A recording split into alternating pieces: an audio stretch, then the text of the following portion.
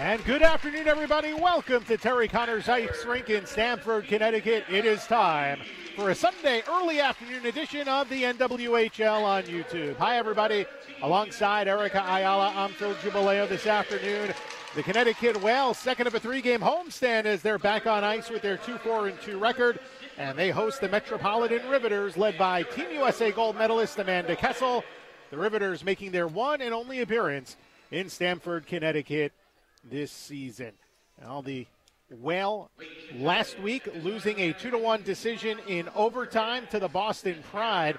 Now the Riveters have not been in action since losing to the Boston Pride prior to the holiday break. We'll have starting lineups in the opening faceoff, but now let's send it down for the national anthem.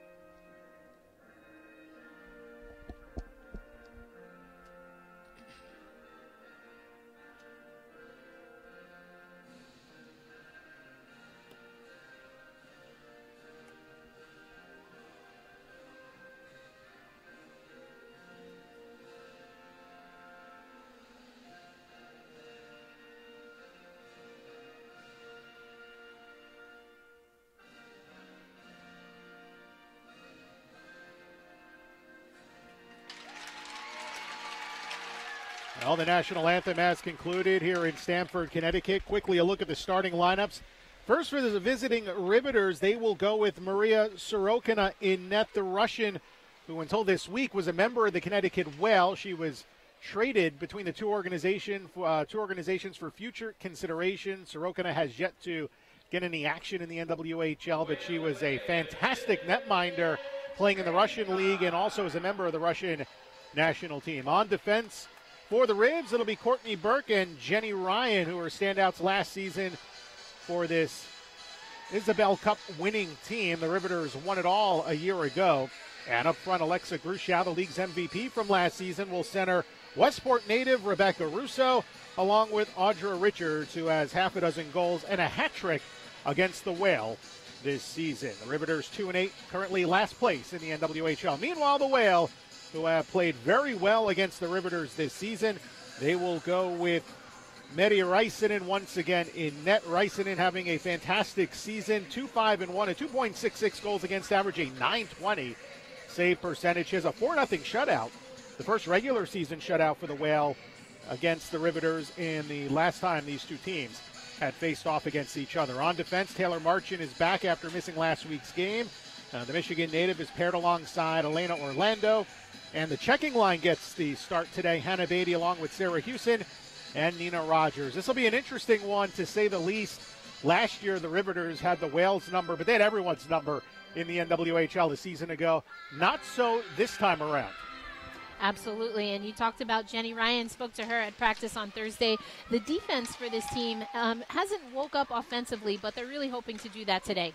Well, offense was just part of the story a season ago as we're underway here in Stamford for this Riveters team. They did it, and they played a complete 200-foot game. The goaltending was outstanding with Katie Fitzgerald in net, who is backing up today as we see an offside 21 seconds in, but they also led the league in goal scoring, and this time around the Riveters just 17 goals in 10 games. Yeah, absolutely. Again, it's been a struggle all around, really. Talked about Alexa Grushow coming off an MVP season. Only has one goal, that shorthanded goal. I believe that was against the Connecticut Whale. And need to see more offense.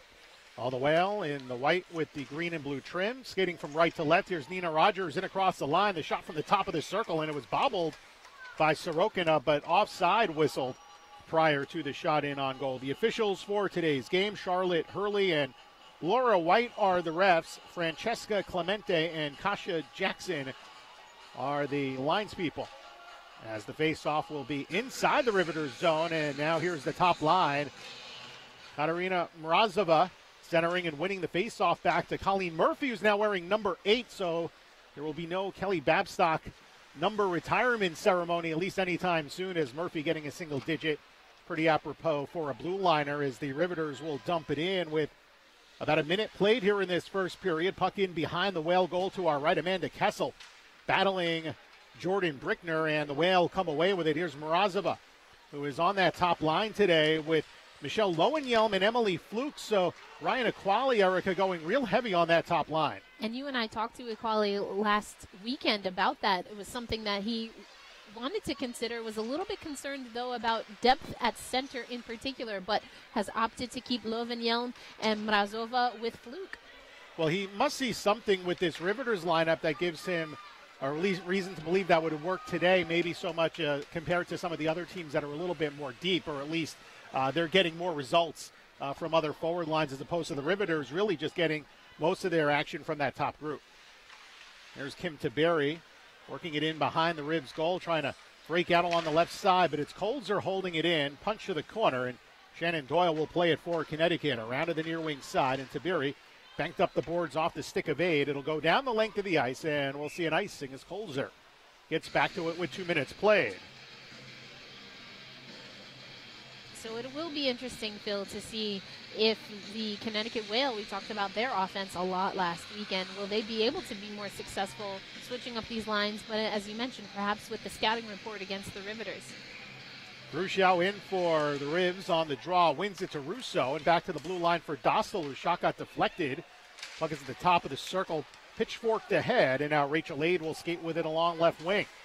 Aid recently converted back from defense to forward, where she'll look to provide some speed and energy as part of the second line today. She's with Jamie Goldsmith and Kayla Mennigan, as the outlet pass stolen off the stick of Rogers, kept alive by Beatty toward the corner. Dostal looked to play it behind the net, stolen, and the pass was centered out in front but deflected away as Russo with it along the left wing goes cross ice. And off the right side boards, Grushow with a nice move to take the puck out to center. She'll slide it ahead to Russo. The Ribs are offside, and it's deflected anyway back out to the neutral zone. Cross ice here for Ryan. Dumped up the boards. Richards will play it in. Back to Ryan in the corner. And around to the far wing side as the Ribs will keep it in, led by Courtney Burke, who's missed some time this season with an upper body injury. And that's one thing that's kind of hampered this team, Erica. They've had some injuries. They didn't have that last season. Yes, that's correct. I mean, it definitely the injuries early on to a player like Courtney Burke. Amanda Kessel missed time. Kelsey Colzer also missed some time. That's going to hurt a team, especially a team like the Riveters, who got so much from particularly Colzer and Burke last season. Speaking of Kessel, she's out there on the top line with Madison Packer and Mie Dench, but the Whale play it in. And now it's Ryan along the near wing side, looking to get it out to center ice. Does so, finding Dench. Dench skates in, drops it back to Kessel. Dench was also absent for the first part of the season, not due to an injury, but she was working on a congressional campaign in Kentucky as the point shot deflects off a body. And from the right side, Packer trying to keep it deep. Mrazova wins the battle. Now Lowenjelm curls back to the near side. With 4 minutes gone by in this first period, scoreless, and Lowenjelm will lob it in as it bounces by Sorokina. It's a bit surreal, Erica, to see Maria Sorokina in the crease today. Yeah, she came 3 games into the Connecticut Whales season, wasn't able to crack the roster, but as we know, the Finnish goalie Meri Räisänen has just been so good for this team that it's not surprising that Ryan Equali wanted to stick with her. Here's Lewicki from the right side. The shot was stopped by Räisänen. Couldn't hold on to it, and now it's out to center ice where A trying to get it by Dostal. They'll continue to jockey for it. Now it's Nash, the Princeton assistant coach on their women's team, trying to shoot from the right side, but Doyle got a block. And around to the near wing where it is skated ahead, and a penalty coming. It's going to be behind the puck with 15:20 remaining. And we will see roughing called and the game's first power play coming up. And so this is something we talked about for a good deal of time last week, Phil. Now, the Connecticut Whale are very good on the kill, tops in the leagues on the kill, and the Riveters have struggled on the power play. So we'll see if one of the two teams will be able to break that narrative. Well, Shannon Doyle 2 goals on the season, both against Metropolitan, the guilty party, and she'll go to the box as the Metropolitan Riveters just 5.4% on the power play this season. Morozova trying to clear it, kept alive by the Rivs. Now a little pass down low, and the one-timer by Packer was deflected wide. She's out there with Richards, along with Kessel, Ryan, and Courtney Burke, who's got a big shot from the blue line. Here she goes with it. It's blocked by Reisinen. Right back to Burke it goes. She'll work it down low toward the corner, and now across to the wing for Kessel. Yeah, Morozova walked right in front of that there. We saw her come up really big on the kill last weekend. Oh, and a poke check there, nicely done by Morozova. A little bit too much puck handling from Ryan, but the Rivs able to keep it in. Here's Richards from the slot, shooting one, and it skips wide. Back up to the blue line, Burke with 1:15 left in the penalty on Doyle. Doyle usually out there amongst the penalty killers. Ryan across ice pass. Here's Kessel with it. Now down low. Packer in front. They score. It deflected off his stick. It was a wraparound attempt by Madison Packer and a rare power play goal for the Metropolitan Riveters, and they lead 1-0. Well, there we go. That's something. We see Richards, though, coming in first. We'll see who they give credit for that goal, too.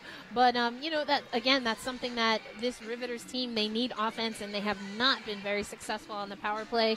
But Madison Packer, throughout her career, has really been a shining light on the power play for the Riveters. So good to see her involved there. Well, Packer assisting on Richards, who gets her 7th goal of the season. And she has done most of her damage against this Metropolitan team. Only the 2nd power play goal allowed by the Connecticut Whale this season. And it looked innocent enough, Erica. Just a little wrap pass out in front. And Reisinen was watching Packer, and that net front was left wide open. That's what happens when you have a scouting report on certain players. You open up the ice. And Audra Richards has been able to benefit from that and really be, quite honestly, the most consistent Riveters offensive creator. Here's a chance for Lewicki, 1-on-2. The backhand shot is steered away by Reisinen, who allowed just 2 goals last Sunday in the overtime loss to the Boston Pride. Former Connecticut forward Haley Skarupa, gold medalist, got the game winner early in overtime inside the opening minute. Now here is captain Michelle Picard, as she has taken over the helm, the big C on the sweater, after Ashley Johnston retired from the NWHL following her 3rd season a year ago, and now the puck is dumped out of play. 13:24 to go in the first period. Packer assisting Richards, and it's 1-0 Metropolitan. Well, Erica, the Whale are a team that simply have not scored first very much. Just once this season have they gotten the game's first goal, and it was against Metropolitan earlier this season in that 4-0 shutout victory. It's the only time they've managed that. We will not see a second shutout for the Whale today. Coming up on 7 minutes play to the period. 1-0 here in the first for the Riveters. Metropolitan gets it out to center ice, taken by Beatty. Played back up the boards. And now it is Orlando. And across the line, working to the left side. Orlando activating to the corner.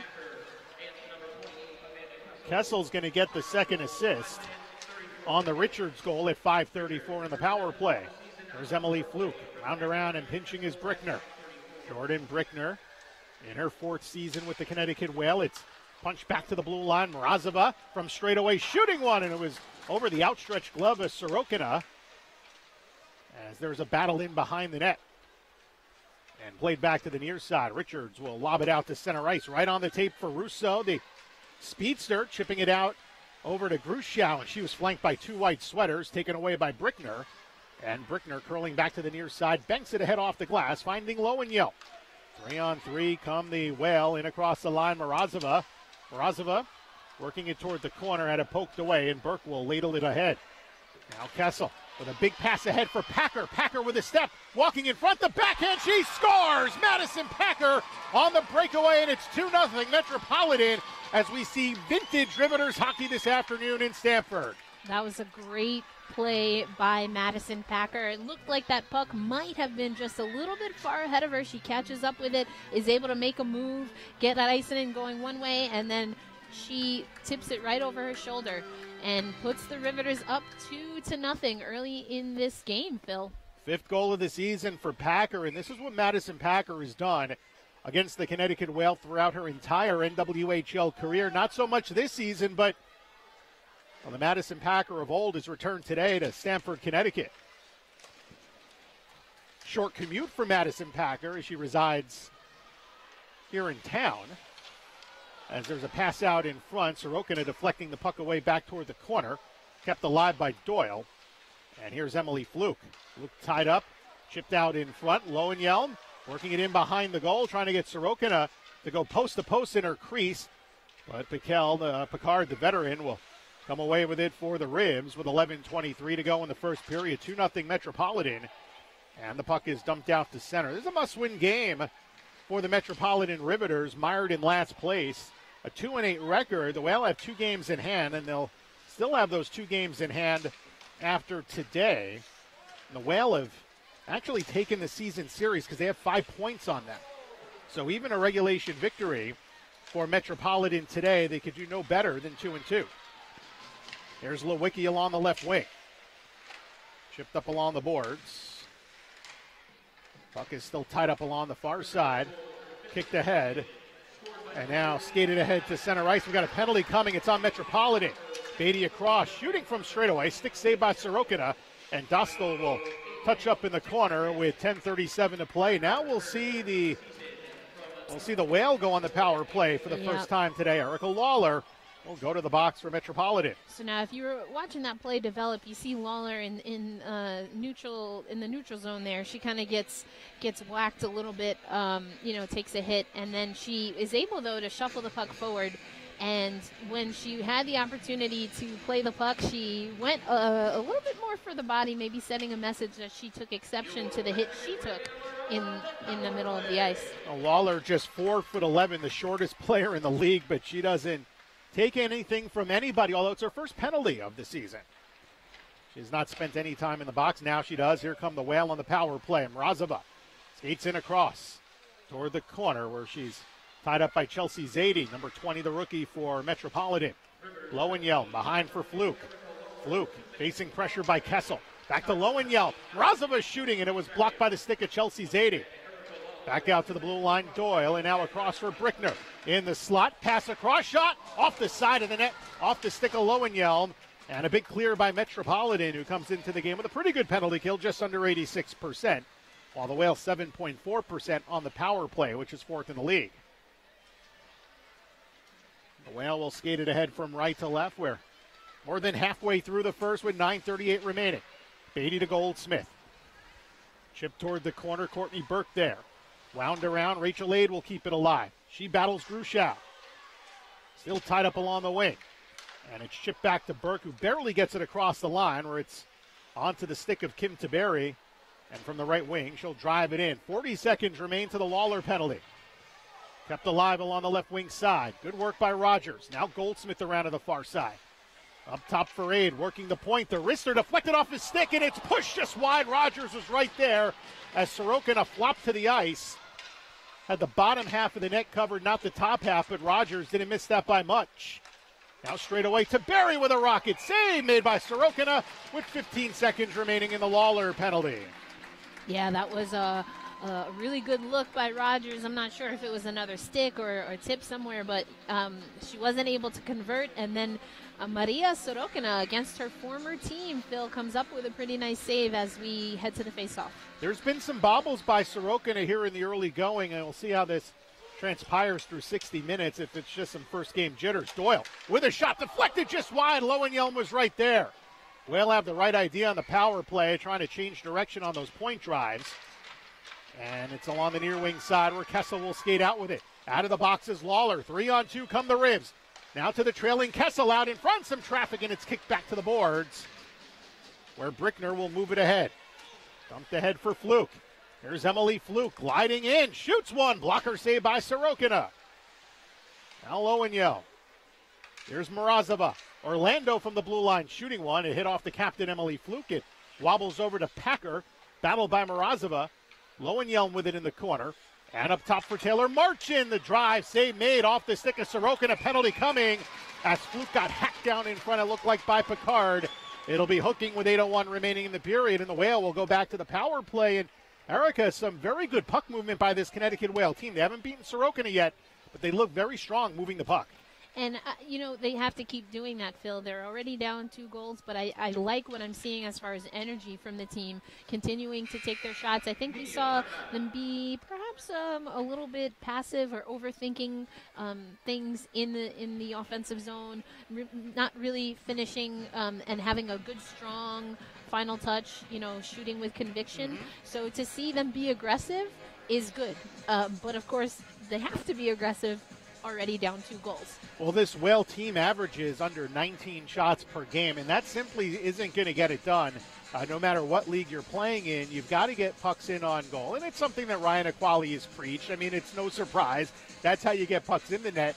Their shooting percentage has been pretty good, but they just haven't gotten enough pucks toward the goal, and we're seeing that here. And you know what? Don't discount the fact that the Whale have practiced on Sorokina for a good chunk of the season now. She knows them, but they know her, so they probably have a bit of an understanding as to, what they need to do to get pucks into the back of the goal. Yes, very, very interesting here. So it's really going to be a matter of both teams playing as a team, because not only in favor of the Connecticut Whale do they know this goalie, but these 2 teams know each other. They played those 3 games in concession, essentially, and so this is the final game of this regular season series. And so, the Riveters in particular, I think, have a lot to really play for. New goalie, some ups and downs in their season, and I think they're ready really to equalize the series. Second power play unit on the ice for the Whale against what you would consider to be the top penalty kill group, with Ryan and Burke along with Kessel, joined by Mie Dench. As the puck is kept in, Kessel slaps it in behind the Whale goal. Tiberi having trouble on Dench, but finally Dench will peel off. And here come the Whale from right to left. Rogers along the far boards. Skates in onside, flanked by 2 red sweaters. The Riveters in the red with the black and white trim. Rogers is at the bottom of that pile. Goldsmith digs it. Good work by her to get back to that puck. Has it top of the right circle, straight away for Tiberi. Tiberi holding. To the left half boards, Beatty. Pass across. Oh, and it was a good play by Kessel to lift the stick of the veteran Goldsmith. And the puck is sent back down as we come up on the halfway mark, and we'll see the Whale top power play line out there with Lowenjelm along with Morozova and Emily Fluke. As it's Lowenjelm skating in. Good speed by her. Down toward the corner. In behind the net for Morozova. Toward the right wing corner. Half a dozen goals for her this season, leading the Whale. And now Doyle from the point. Oh, big block by Packer. And then the rebound shifted just wide. Packer's hurt. She is hesitant on one foot. She's going to race back to the bench. As you hope for Madison Packer, that's nothing more than a little bit of a stinger off a really hard point shot with 30 seconds remaining in the Picard penalty. Whale with it out to the neutral zone. Ahead coming with it is Fluke. Down the wing, and she'll hold there. Has Brickner up top. Plenty of time for Fluke. Worked quickly back around as it's Shannon Doyle in the corner, flanked by the opposing number 6, Courtney Burke. Now Jenny Ryan. And she'll get it across. Thought about throwing it down, instead finds Grushow. And Alexa will skate in. Drop back and has her pocket picked. 6 minutes left in the period. Back to 5-on-5 hockey. Here's Nina Rogers, 1-on-3 from the slot. She scores! Nina Rogers makes it a 1-goal game with her second of the season with 5:55 to play. That one knuckled over the glove hand side of Sorokina. Rogers was coming into the zone all by herself there, and she takes a shot. That's what happens. You take a shot on goal, and good things happen. And so either way, she was either going to get that past Sorokina as she did, or perhaps get, a nice juicy rebound. She was, had some distance, had some speed on that shot.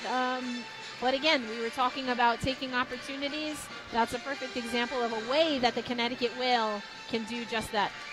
Well, Rogers using Kira Dossel as a bit of a screen. It was a one-on-one play, and, Dossel had decent position, but Rogers just kind of waited it out, waited for Dossel to kind of get into that angle in front of Sorokina, and there was a lot of room. A slow glove coming up from Sorokina, who wears the glove on the right hand, which is something you don't see out of a ton of goaltenders in the league or in hockey in general. It's usually the other way around, but not so with Sorokina. Out to center ice with it is Kolzer. And across, gets her stick back, shoots, and a save made. Held on to by Rysanen, and some feisty play out in front as Mie Dench gets dumped down by Elena Orlando at 5:32 to play in period one. 2-1 your score with the Riveters leading the Connecticut Whale. That was a pretty quality opportunity there by Full pass. Kessel finding Grushow in front. It's 3-1 Metropolitan. That was some exciting puck passing to see from the Riveters. As we see Kessel, Grushow, and Dench really just having an awareness of where they were coming into the zone and then being able to utilize the space and create space to lay that off for Alexa Grushow for now what is her second goal of this season. So Grushow, and that net was wide open, and well, Kessel, the veteran of Team USA, the former Minnesota Gopher standout, really just had all sorts of time to make that play. As the puck along the left wing side, Lowenjell knocked it down from midair and across the line, and it's regained by Jenny Ryan and across for Burke. Lobbed ahead. It goes behind Doyle, picked up by Richards, but Metro's offside with 4:31 to play in the period. It's 3-1 Riveters, despite the score that you see on YouTube. We do have the score bug. That'll get updated momentarily. Yeah, the Riveters have come out flying, but you know what? Connecticut is looking much improved from the offense that we saw, I would say, last weekend, but they're really going to have to crank it up if they want to find themselves with an opportunity to win this game. Well, Katie Bird has had a fantastic rookie season for Boston, but she just didn't get tested very much a week ago. That was a team effort for Boston to limit the Whale offensively as Russo from the left wing circle, and the shot was deflected wide. Back with it, Russo in front for Grushow, looking for number 2, but it hits off the side of the net and played along the right side as Kolzer has speed on Fluke, and she'll catch up to the puck at center ice. Centered ahead and deflected in by Russo with 3:55 to go in period 1. The Riveters a 3-1 lead. Metropolitan looking to keep it in the third line on, led by Erica Lawler. Now the Whale with it marching to Taberi. With some traffic in front. Cleared but not out. Kept in by the speedy Picard, who raced inside that Whale zone. Poked it over to Rogers. And now Nina Rogers had it poked by Nash back toward the corner. But it comes to Taberi. And a little give and go with Marchin as they go D-to-D. Lobbed ahead to center. Bouncing puck taken by Picard in the rib zone with 3:20 to play in the period. Ahead now for Lawler. Shoveled in, back to Marchin of the Whale, and dumped off the glass to center ice. Having trouble with it was Zadie. Goes across to Picard. She nearly got stripped by Sarah Houston, the rookie. And Marchin will play the dump in for Connecticut across for Orlando. Ahead for Rachel Aid. Pressured by Kessel. And Kessel digs it off the boards. Packer and across the line. Gives it back to Dench with the shot. Got caught up in some skates out in front. Now Mie Dench. Nice work to regain control. Ahead toward the blue line. Burke now for Ryan. The shot in on net. A good save by Ryson, and with 2:42 to play in the period. 3-1 Metropolitan. See a little pushing and shoving between the former teammates and two number 14s on the ice. Packer got cleared by Orlando and then pushed right back. So we'll see. We know that these two teams can get a little bit physical. Packer in on the face-off to the left of Ryson in against Mrazova. Whale win the draw, but Kessel with a step in front of Brickner, who takes it back for the Whale. There's Lowenjell. Can't get it by Dench. Move toward the corner. Kessel. Up the boards. Here's Ryan with it. Not a Burke. Wrist shot off of Kessel, trying to cut to the backhand, deflected away. Burke walking in, and it ended up on net. And a quick glove by Ryson, and she hangs on with 2:20 left in the period. Ryson pounced on that just in time because Mie Dench was there to bang that past the red line there and get another goal for the Riveters. So good on Ryson. She's definitely been tested, and the Riveters have been able to get 3 goals past her so far as we're still in the first period. On all 3 goals, too, they've had numbers in front. That really has been the difference here, is the Whale able to get it out to center. Houston from right wing. Houston putting the shot, but it goes right into Ryan, who makes the block on defense. Behind the net, Whale right back with it. Hannah Beatty, as it is deflected out in front. Dench gets the second assist on that goal by Grushow. So she now has 4 points in 5 games since her return from the political world. And this will be her last season in the NWHL. She's set to attend law school next fall. That's right, going out to California. No NWHL teams there. Nor yet, nor does a first-year law student probably have the time. Well, ask Lexi Bender how she's doing. That's true. She is playing well. She has the benefit of going to school pretty close. Very, very true. California would be quite the commute. Minute 20 to play in the period. Banked out along the half boards, but Grushau gets it back. It's Grushau along with Russo and Kessel up front. Colzer from the point, and it went through a bit wide. Angling after it, Dostal. And now back toward the corner. Fandon, regained by Shannon Doyle. Hearing footsteps from Kessel. Whale get it out as Colzer couldn't hold in at the blue line. The Whale will change here as we're inside the final minute of the first period. 3-1 Riveters on top. Goals by Richards, Packer, and Grushau. Metropolitan averaging less than 2 goals per game, already eclipsing that here in the first 20 as the puck is iced in. Picard back for it with 40.1 remaining in the first period. And I'll bring it all the way down as the Whale with Mrazova up front, joined by Emily Fluke and Michelle Lowenhjelm. So Ryan Aquali's top group to face Packer, Dench, and Kessel, along with Ryan and Courtney Burke. Whale won the draw. Packer, though, gloves it right back down. Gets it to Burke and across for Ryan. 30 to play in the period. Now Kessel. She's had a great first period. She missed the last game between the Whale and the Riveters. It's been the one game she's missed this season, and obviously her presence being noted here this afternoon, even though we're not even 20 minutes in. Orlando in the corner, banked ahead. Whale do get it out to center and see if they can get numbers here. 3-on-2 they come. 11 seconds to play in the period. Lowenhjelm in front looking for the corner. It was there, but the shot not on target. Now Mrazova had it poked away. Dench will get it out with 2 seconds to go, and they are happy to be going to the locker room up 3-1 after 20 minutes of play. A strong first period, Erica, for the Metropolitan Riveters, but the Whale have looked pretty good too.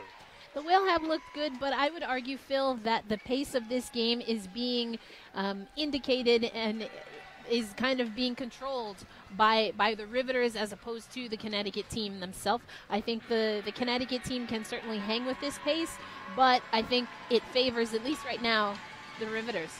Well, we'll see if the Riveters can keep up this pace for 60 minutes. They've been outscored 17-3 in third periods this season. So while it has been a fast and furious pace, the Riveters, to come away with 2 points, will need to do that for 40 more minutes. And they'll need to find a way, I think, to get at least one more past Medi Rysanen. Uncharacteristic first period for her. Yeah, and, again, I think it's just been so quick. You mentioned it also, Phil, that not only have the Riveters been quick, but they've been very aggressive. It has not been just a one-off, one player being able to beat Rysanen. She had multiple targets, essentially, to keep an eye on, especially looking at that last goal there where we saw just, tic-tac-toe right in front of Rysanen between Dench, Grushau, and Kessel. That's what we've been seeing from the Riveters. I think that is something that we haven't seen very often from this team this season, but they certainly have put their passing on display in front of Rysanen. Interesting to see Maria Sorokin is still on the ice. The rest of the Riveters have left to go to the locker room. There's going to be a little mites on ice game as Eric and I will step aside for a little bit, but Sorokin still kind of trying to get her bearings in what is her first goal of the season. So interesting to see. She may not feel entirely comfortable out there. I think that's a little bit a part of her routine. Even at practice on Thursday, she tends to like to spend a little time on the ice by herself.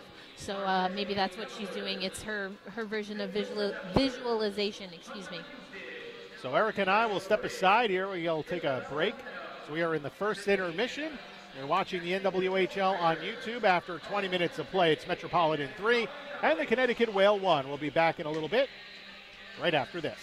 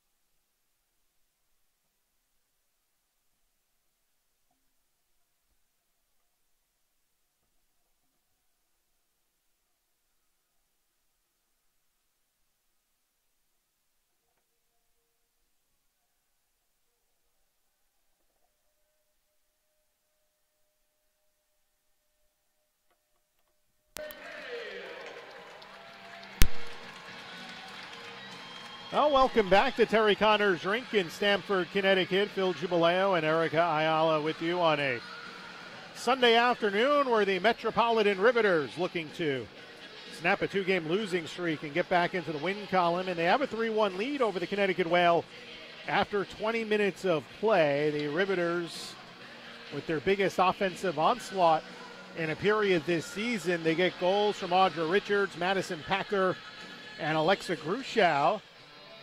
Very strong first period for Metropolitan, and we'll see if this carries over through the rest of the contest today. Yeah, you saw the players that are on the ice now. They gave a little hug to each other. I think they're playing well together, which we haven't seen much from the Riveters this season, so we'll see if it can continue. On the other end, though, the Connecticut Whale have some things that they probably want to figure out. A lot of changes for the Riveters during the offseason off their Isabel Cup title, and they had a couple of player departures, but really it was the change in coaching. Chad Weissman, after juggling the Riveters job and some junior hockey work and some AHL skills coaching, took a junior hockey job, a full-time job back in Canada. So after being the only coach in Riveters history, it's now the former New Jersey Devil Randy Velishek, and a lot of adjusting during the first portion of the season. And we'll see, maybe they finally get it together here in game number 11. You know, Erica, as well as I do and everyone watching, in this league, it's not how you start, it's how you finish the regular season. Right. Everyone makes the playoffs, Phil. So because of that, there is still time. While the Riveters unlikely to climb back to the top of the standings, they can certainly get their act together for the playoffs. Indeed, indeed. So we'll see if this is the start of something new in a new year. That's what Jenny Ryan was hoping for and said the team was focused on. Well, Morozova had it poked away, and the cross-ice pass was too far for Packer, and we get an icing. As Elena Orlando is a former teammate of Madison Packers back during the first season of the league. Have a laugh as Orlando comes off, and Packers got to go back and take a draw to the left of Maria Sorokina. On the Morozova line out there, Lowenjell off the face-off win to Murphy at the point, lobs a shot that bounces wide. Morozova back to the left side, fires one, save made by Sorokina. And Kessel takes it off the stick of Lowenjell and taken back by Morozova, who feeds the blue line, dumped down the boards by Brickner. Regained by Zadie, looks to get it out, kept alive, Lowenjell. Heavy stick there in the left wing circle, tried to push a shot in, but Picard was standing in front of her and was able to prevent that from happening, and now it's Madison Packer in behind her net. Packer, in the game's first penalty kill for the Riveters, took a shot off the leg, and she struggled to get back to the bench, but didn't miss a shift after that power play ended, and then later contributed with her 5th goal of the season. So she's been pretty stellar in her return to Stamford, Connecticut, where she's got a 2-point game. Zadie for the Ribs, ahead now for Kessel. 2 minutes and 15 seconds gone by here to this second period. 3-1 Ribs on top. Now it's Dench. Battled by Colleen Murphy. Murphy looked like she got her stick held by Dench, but we play on. Goldsmith now over to Menigan. Little give and go. Back to Goldsmith. The St. Lawrence product shovels in. Way out of the creases. Sorokina, and she holds on as Goldsmith gives Sorokina a little bump in the back, just trying to keep herself from skidding into the boards with 17:31 to play in the second. I mean, someone's got to break your fall, right, Phil? Well, if the goaltender's the only thing in front of you, you do what you got to do, right? Face off back in the circle. It is controlled by Morozova. It's been real strong on face-offs this season. Morozova moving to her left. Still with it, had it poked away. Good work by Kelly Nash, and it's shot back in from the center line by Doyle. It's Dostal with Kolzer. Third line on for the Ribs. Lawler joined by Nash and Lewicki. We'll tie up along the far wing boards. Both teams jockeying for it. Chipped out to center by Metropolitan, but it is Shannon Doyle retreating all the way back. Kristen Lewicki pressuring the Whale all the way back to their crease, and now it's Kelly Nash. Good forecheck here by the Ribs. As it's shoveled ahead, and skating with the puck is Connecticut. On the left side, Fluke will slide it down. Kozel will glide to the corner. Second-year pro moves it ahead and kicked down the wall by Doyle. They give it right back to Nash, who had it pitchforked away by Doyle. But it comes right back, and Kolzer will gain the center line and lob it in on goal, where it's off the pads of the goaltender Riceinen. 16:25 to play in the second. 3-1 Ribs on top. Nina Rogers has the lone goal for the Whale, and that came at 14:05 of the first period, excuse me. As Doyle sends it across to the left side for Orlando. Tried to play it by Audra Richards, who got the scoring started on a power play goal at 5:34 of the first period. Just the third power play goal this season for Metropolitan, who were deadly in that department last season. Long outlet pass, enough time for Brickner to get to it. And now along the near wing side, it's dropped back by Kayla Mennigan as Murphy plays it to Brickner. Along the left side, Ade shovels in. Mennigan gets to it in the corner against Burke. Threw it out in front. Sticked away by Sorokin. A bouncing puck back in the crease. Mennigan jamming away at it. It's loose in front. They score! And the Whale make it a one-goal game with tons of traffic in front. 15:40 to play in the second period. And with the goal is Jamie Goldsmith, their first of the season. Yeah, and you saw, again, Phil, we talked about lots of traffic in front of Raisinen. Now this time Sorokina was the one who just couldn't hang on to that puck. And diligent there was Jamie Goldsmith in order to get her first goal of the season and to get her team within one goal of the Riveters in this second period. Kayla Mennigan should get the assist, and that would be her first helper of the season, her second point. Sometimes it just takes some hard work and a little bit of puck bouncing. Here's Kessel back the other way as the Riveters try to counter. Now Madison Packer in the corner on Lowenjeld.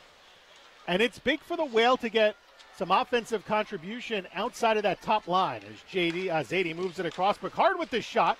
And good work out in front as Lowenjeld battles Packer.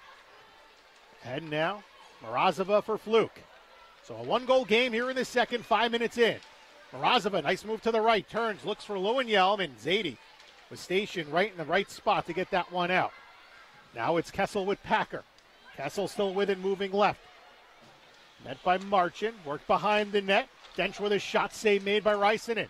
Kept alive at the blue line. Here's Erica Lawler as the Ribs are changing on the fly. Throws it back. Meet-style game. They don't have the depth or the wheels to just skate up and down the ice, but they can play a bit of a physical game when they need to, as the puck is delivered in off the stick of Beatty. Maybe not as physical as when Kelly Babstock was one of the more physical players in the league, still is. By the way, she had a big goal finally, got one on the board yesterday. And great game by Babstock. What ended up, I believe, being the game winner for the Buffalo Buttes in a statement victory over the Boston Pride as the puck is held in along the right side by Lewicki. You got a bit of a log jam at the top of the league standings. Just 2 points separating Boston, Minnesota, and Buffalo, with the Pride and the Whitecaps, both with matching 7-3 records. And then after that, you've got the Whale and the Riveters jockeying for fourth place. Puck at center ice as it's poked back over to Ade, and now Doyle will center it ahead. Goldsmith skates in from straight on. That shot was blocked by Ryan. Goldsmith comes back toward it. Now over to Taberi. Had a bit of trouble, but able to recover and shovel it toward the corner. Mennigan now for Ade. Back to the near wing side. Poked away from her. Grushau gets it over. And Jenny Ryan looking up ice, waiting. Dumps it ahead. Richards with Russo. Good back check there. Delayed offside call here. And it's touched up by Richards inside the Whale end. That'll bring it out to center ice with 13:03 to play in the second period. Riveters 3 and the Whale 2. Yeah, I think we're going to continue to see this really fun pace to watch, Phil. It's just back and forth, exciting, just enough physicality to keep things interesting, keep both teams and both goalies, mind you, on their toes. Certainly, and you know what's interesting, too, and this is a bit of a difference from last week's game when Boston came in. Boston is a puck possession team. They like to just get the puck in and work it and own offensive zone time that way, and you're not seeing that from the Riveters. They want to move in transition, as you see Dench here for Packer and back to the corner for Dench. And the Whale be very happy to not have to sit back in their own zone all afternoon. The card from straight away, and the shot was deflected wide. Morozova along the near wing ahead. Off of Fluke, who got tangled up with Picard. Picard able to recover, but Kessel comes over to take it. Played out the center off Morozova. She got tangled up with Brickner, but Morozova skates in. Brilliant puck handling here by Katka Morozova. And then she got tackled by Picard, and Picard will see the box for the second time in this game with 12:13 to play in the second period. It's a holding penalty on the Riveters and a chance here for Connecticut to even things up. Now, Picard doesn't get penalties all that often. We saw Lawler go in a little bit earlier. I don't think Captain Picard is all too pleased with the call, but she will go to the box. Well, a headlock, which is what she was kind of tangled up in, will do it. By the way, these 2 penalties are first 2 of the season. She had no penalty minutes coming into the game today, so you're right. She plays relatively penalty-free, exactly penalty-free until this afternoon, but we've seen a lot of aberrations this afternoon. 3-goal first for the Riveters, a team struggling to score. And see some penalties. Lawler taking her first of the season, and then Picard taking her first 2 of the season. Puck is deflected back down by Beatty as once again Ryan Aquali opens up with his second power play unit as Rysanen comes way out of the corner to play that up ahead, and the outlet over to Nina Rogers, who has the first Whale goal. She tried to go to Lowenjelm on the breakout, but Grushow got a piece of it. Now she'll jump over the boards in favor of Madison Packer. Kessel on the short-handed forecheck, and then here comes Madison Packer with it. Sent off the far wall. Brickner gets it back in the neutral zone, skating in across the Riveters line. Brickner with it, lobs a shot in on goal, and gets her own rebound. Across now for Doyle. Doyle straight away, looking for a seam. To Brickner from the circle, a shot, and a save made by Sorokina. 55 seconds left to the penalty on Dench. Now in behind the net, it's Emily Fluke. Back to the left circle, shot by Doyle, and it was off the stick of Kessel and out of play with 11:02 to go in the second. 48 seconds left in the penalty. 3-2 Metropolitan on top. We've seen an aggressive PK by the Riveters for sure, but I think the Whale in this period might be the best power play that they've had so far in this game. Well, for the season, they are 2 of 29, and power play has not been a strong suit for this team for quite some time. They were last in the league a year ago, and they're not much better this time around. Here's Brickner, straight away, over to Morozova, poke to the wall. Dench lost that battle to Brickner. In the corner now for Fluke. Lowenjelm trying to sneak in. Here's Fluke from the right wing side, dropping down Brickner. Now to Lowenjelm. Lowenjelm, who had the lone Whale goal last week, her first of the season, as the Whale with a pretty good cycle here. Brickner back to Lowenjelm. Doyle at the blue line, looking for room. Nice glide, lost the puck, but Brickner comes over and gets it back to the left side where it's Morozova. Shadowed by Grushow, and it's going to be back to 5-on-5 hockey. So the Whale 0 for 3 on the power play as Doyle with it straight on. With a drive-on goal, save made. Out in front by Sorokina. Morozova was right there looking for the redirect. And now a lob out to center. Good job by Orlando to get that away from Audra Richards. And it's knifed down by Fluke, allowing the Whale to make a change with under 10 minutes to play in this second period. Jenny Ryan tied up. Able to get it ahead for Russo. Shot back in by the Whale. But cleared by Zadie and swept along by Russo. Tries to get a step in on Marchin. Orlando there. Back to Taylor Marchin. And along the near wing side, Sarah Houston can't clear. A point drive shot save. Rebound score, and it's Russo, the West Point native, on the rebound, making it a 2-goal Riveters lead once again with 9:32 to play in the second.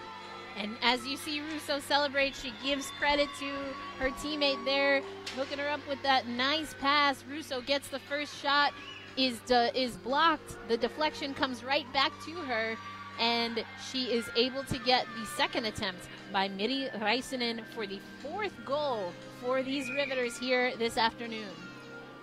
Chelsea Zadie with the assist, her 4th point of the season, and for Rebecca Russo, her 3rd goal of the year as Murphy skates it into the half boards on Picard. Try to play it up the wall.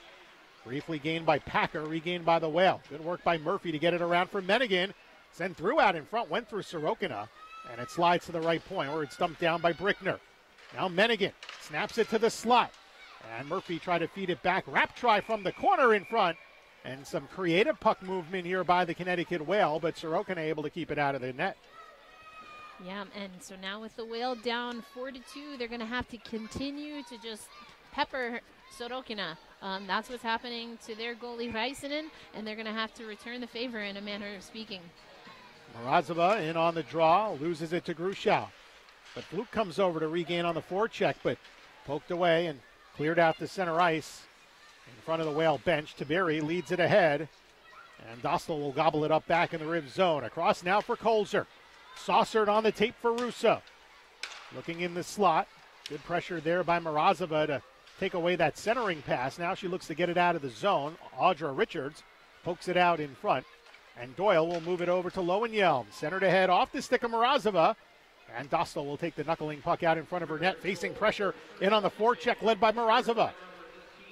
And now in the corner, Fluke gets tied up by Grushow. And Lowenjelm will dig in with 8:20 to play in this second period. The Riveters get a third skater in there. It was poked ahead, and Dostal was able to wedge that puck away. Now a 2-on-1 for Metropolitan. A shot, and that hit off the pipe. Streaking down the right wing side was Audra Richards looking for her second. And now Tabiri back the other way. Walks in front, and Beatty couldn't get the shot off on goal, and Rogers will take it and work it in deep. Nice play there by Nina Rogers. Then she gets hit down to the ice by Burke, but we play on as it is Colzer ahead. And along the right wing, it's Nash. Nash gains the center line, shot in, but Marchin right back with it for Connecticut. And played the other way, out of the crease. Oh, wait a minute, that whistle should not have been blown. Sorokin played it off her stick, Erica, but the lines people with a quick whistle, and it is icing, but we'll see. They may just drop this one at center ice. We'll see what happens here. Yeah, they'll drop it right at center. That should not have been whistled in icing. And they'll face off right at the Stanford Sharks logo here at the Terry Connors rink. And before we do that, there'll be a media timeout. But Erica, you and I aren't going anywhere. We're staying right here. We're right here. Yeah, we're right here. I did want to just give a little credit there to Erica Lawler. She came down. You mentioned that Beatty couldn't get that shot off. That's because Erica Lawler, helping her teammate out, didn't even allow that puck to get to Sorokin. We talked a little bit about that in the first period, Phil, how this is really going to be, especially with this fast pace that both teams seem to want to play at, it's really going to be about team play, team defense, and really getting numbers in front of the goalies. That's where the success has been for both teams this afternoon. Certainly, and this will be interesting because we talked about third periods for the Riveters have not been kind to them this season. Most recently, that collapse against Boston in the final game before the holiday break where the Pride just tuned them up and had a big, strong third period. I'm not saying that's going to happen today, but it's got to be something to watch. Obviously, the big holiday break for the Riveters have given them a chance to reset and refocus, and they definitely have the speed game down today. Absolutely, and again, that's something that the Whale don't have, certainly not with any consistency in any numbers in comparison to this Riveters team. Yeah, they just don't have the depth. They can do that with their top line, and Morozova and Lowenjelm and Fluke can play that game, even though Fluke's maybe like a step slower than the other two, but the depth is where it kind of becomes a little bit of an issue for them. Madison Packer for the Riveters will get it ahead to Kessel. Kessel now in across the Whale line. Pass looking for Dench, cutting out in front, just out of her reach. To the blue line for Burke, who keeps it alive. Looks for room, a shot, and that one was tipped, and the rebound put out in front. Plenty of bodies, and the net knocked off its moorings. Reisinen was moving side to side, and we get a stoppage in play with 6:58 left in the second. That nearly, Erica, was number 5 for the Metropolitan Riveters. Absolutely, and want to give Elena Orlando some credit, really put her body out there on the line because that was a wide open net that looked like there, and then Reisinen, as she's trying to reestablish position, knocks the goal off the post there, or off its moorings, excuse me, and but again, just non-stop offensive opportunities for these Riveters this afternoon. Well controlled the draw. Lowenjelm to the right side, just out of Fluke's reach. She'll gobble it up off the boards, comes in across. Now for Morozova. Chipped ahead to center by Zadie, but regained by Murphy and across to the left side for Brickner. Slides it into the ribs end. Picard will play it behind. Picard hearing footsteps, tied up by Morozova. Fluke coming in on the forecheck to poke that toward the corner. 6.5 to go in the second. 4-2 Metropolitan leading. It's been a fun one here in Stamford, Connecticut. And now Richards beats Murphy to the puck. Audra Richards from the corner looks out in front. No one home there for Metropolitan. And the Whale able to skate out to the left side. And across is Lowenjelm looking in front for Fluke. Missed it with a high stick, able to get to it along the boards and shovels it behind the goal where Colzer will look to start ahead for Audra Richards, and it's banked along the wall. And Colzer skates out with it to center, finding Grushow. Alexa played it in across the line, cleared out, Russo back with it. steers it in, and now in on the forecheck is Kelly Nash. The checking line on for the Riveters is Hannah Beatty on the right wing side, tied up in front of her bench. Move back the other way, but Murphy now across to the left side to Beery. Ahead, deflected off the stick of Hannah Beatty, who got tied up with Lawler. And that allows Dostal from behind her net with a weak outlet. Gained by Doyle now for Houston, thrown in on net. Houston's shot was sticked away by Sorokina. Beery with it out to center ice. Well, trying to go around a couple of red sweaters instead of just a clean dump in. And the Ribs counter the other way, led by Lewicki. Good stick check by Doyle. Back to the blue line. We get a penalty, and it's going to come against the Whale here. Burke working it in out front. To the bench is Sorokina for the extra skater, and that's Jenny Ryan. 6-on-5 in the delayed penalty call. Erica Lawler tied up behind the net. Out in front, finally controlled by Nina Rogers. And we will get a roughing penalty with 5:04 to go in the period, and the Riveters already with a power play goal will get their second chance on the skater advantage. Beatty to the box. You see a little bit of frustration from the Whale, but now they're going to have to go back on the PK here. Penalties, I would argue, Phil, not necessarily the same issue that they had against Boston last weekend, but still an area for concern. Ryan Equali continues to say he likes his team's chances, but when they're at even strength. Well, the Pride had 6 power plays last week. The Whale had 7 power plays, and the two teams want to combine 0 for 13 in that department. But the Whale want to play 5-on-5. Here's Burke with it straight away with plenty of room. Now to the half wall for Kessel. Little give and go.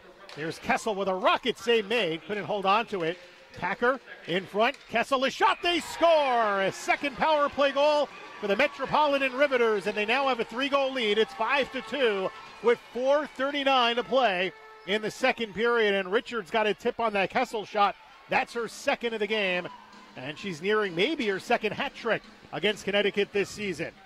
Again, Richards definitely has been a good chunk of the offense for this Riveters team. Looking over at Väisänen, though, she was definitely being pushed left to right there, but I think she's really taking in that last goal. Doesn't really like how the results there, just in that sequence, I think. So now the Whale have to try to make up a 3-goal deficit here on home ice, and we're nearing the end of the second period. Well, if you're a Whale fan, then you go with the old adage, the 3-goal lead is the worst in hockey. And you hope for a collapse in the third period by Metropolitan, but there's still a long way to go, and the Riveters have played their best hockey of the season today. I don't think it's even close at this point. 2 for 2 now on the power play, whereas they were just 2 of 37 coming into the game this afternoon, and they're doing it against the best penalty kill in the league. The Whale were 30 of 31 on the PK, just under 98%. The point shot was sticked back toward the corner. On the side of the net and in the corner, Brickner tried to get to it. Moved back to the blue line for Zadie. And now Russo skates in. And held on to by Väisänen. Packer, by the way, getting her third point. Her second assist to go along with the goal. And Madison Packer, and I don't want to say she has struggled. She had 4 goals coming in, and that's on this Riveters team a pretty good number considering the lack of their scoring. But we definitely see the Madison Packer of old as we get a hooking penalty against the Whale, which will result in the third power play here for Metropolitan. And it's Goldsmith none too pleased with that call. Even before the play was officially whistled dead, she was already having words with the officials, but it doesn't work in this case. She's in the box. So the Rivs a perfect 2 for 2, and they'll look to make it 3 for 3, up by 3. Excuse me, that's Orlando in the box, I believe. So Orlando. No, I'm sorry, sorry, Goldsmith. Goldsmith, my mistake. Goldsmith is Burke from straight away. Her shot deflects in behind. Hooking is the call. Here's Kessel.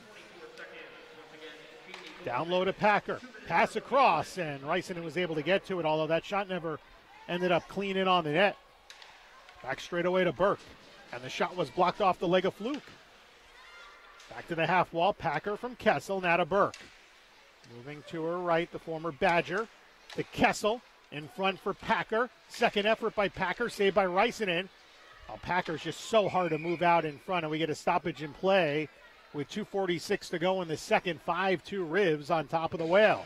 And this Oos keeps coming out for Rysanen. I mentioned that she took a long, hard minute to take in that last goal. I think it's because it looked like the net might have come out of place right before that last goal by the Riveters, and I think Rysanen maybe had a talk with the officials to keep an eye on that. And we see, indeed, they do blow the play dead here. It's our two goaltenders like to kind of push off the goalpost, and when you have a mooring that doesn't sit well, that happens a lot. And Rysanen has that shot deflected out of play clearly, especially today, where she's been moving all over the crease because of the good puck movement by the Ribs, has had to work her skate off that post, and we've seen it come off 3-4 times. Absolutely. So something to keep an eye on as Rysanen is down on this side of the ice now. We wouldn't have seen that too much with Sorokina in the first period because there just wasn't that much action down there. Back to the right point. Here's Dostal. Russo across, and the pass deflected away by Morozova, who has a shorthanded goal, the one shorthanded tally for the Whale this season. Coming up on 2:20 to play in the second. It's 5-2 Metropolitan. Bench now for Russo, who's got a goal today. Back to the left for Grushow. In front looking for the cutting Mie Dench, who does not have her first of the season. She's looking for one, although she does have a point today. Back to Kolzer with a rocket. Morozova blocked it. Now Grushow looking out in front, but Morozova takes it away with 25 left in the Goldsmith penalty. And it's lobbed out of harm's way with under 2 minutes to go in the second. 20 seconds remaining in the penalty on Jamie Goldsmith for hooking. Third power play here for the Ribs. The Whale looking to kill off the first one. 0 for 2 on the kill. Now Zadie straight away with a lot of space and a shot booted away off the left leg pad of Rysanen. Now forged ahead by Emily Fluke. Fluke tied up. Now Beatty comes over. She'll skate in. Back to 5-on-5 hockey. Beatty with a nice move. She had the trailing Colleen Murphy, instead finds her at the point with a shot. And it got through, but the save made by Sorokina. Ribs would love to get one late here, but back in transition comes Metropolitan.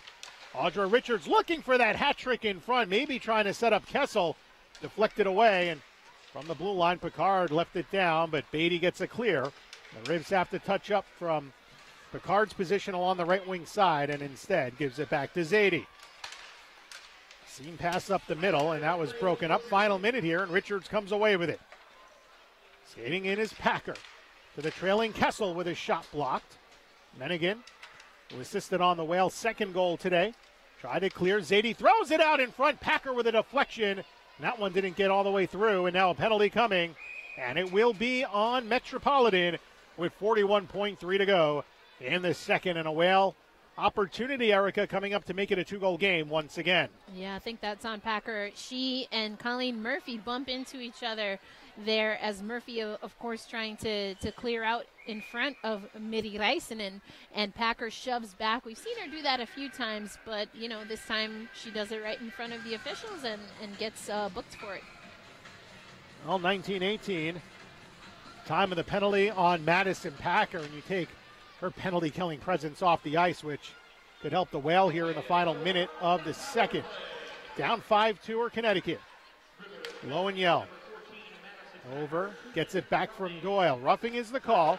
Morozova back to Doyle with a drive. Save made. Puck is in the slot. Dench looks to clear. Slides over, and it's gloved down at the blue line. Nice play by Doyle. 15 to go in the period. Fluke back to Lowen-Yell. Works it back to the blue line with 10 to play. Lowen-Yell again. To the slot. Morozova, a shot directed wide out in front by Emily Fluke. 4 seconds to go in the period. The Ribs can't clear it. Doyle, as time expires in the second period, her shot drifts wide. And the Whale will have a minute 18 of power play time in just a little while when the third period gets underway. And once again, despite no power play goals, some good opportunities here for the Connecticut Whale on their fourth power play chance. It almost seems unfortunate that that's the power play that's going to be interrupted by the end of the period. You really saw them, Doyle with 2 great plays to be able to keep the puck in play and not get that cleared, or not have that Riveters attempt to clear be successful. But again, Phil, what can they bring now as momentum into this third period? They're going to really need to use that, take the time to regroup, find out what was clicking and working, particularly again in that last power play, and take that into the third period as they find themselves down 3 goals. Well, it's a 3-goal lead, but this one is far from over, Erica. The Whale, they've had breakdowns, and that's what's led to the Metropolitan goal scoring the power play as well. But it's been a fun one to watch. And, the other side, we've seen some offensive momentum for this Connecticut team. They don't score very many goals. They've had plenty of chances to do so. I think that's really what the takeaway is here with 20 more minutes left to play. They've had better puck possession than we've seen in a while. Absolutely, and you're going to want to see them build on that. Again, they have to. They really want to get some points here to create separation. We know that the Riveters are at the bottom of the table right now, but the Whale are in that 4th place spot. So we know that 1 through 3 is extremely competitive. You mentioned that earlier, Phil. So now if the Whale are able to create a little bit of separation between themselves and the Riveters, that's only going to, work out for them when it comes to the standings, regardless of the fact that everyone makes the playoffs. Well, we have the third period coming up in just a little bit. I'm Phil Giubileo, joined today by Erica Ayala. You're watching the NWHL on YouTube as the fans here at Terry Connors Rink are playing chuck-a-puck while Maria Sorokina is stretching on the ice, oblivious to flying green rubber pucks. We'll come back with the third period in just a little bit. You're watching the NWHL.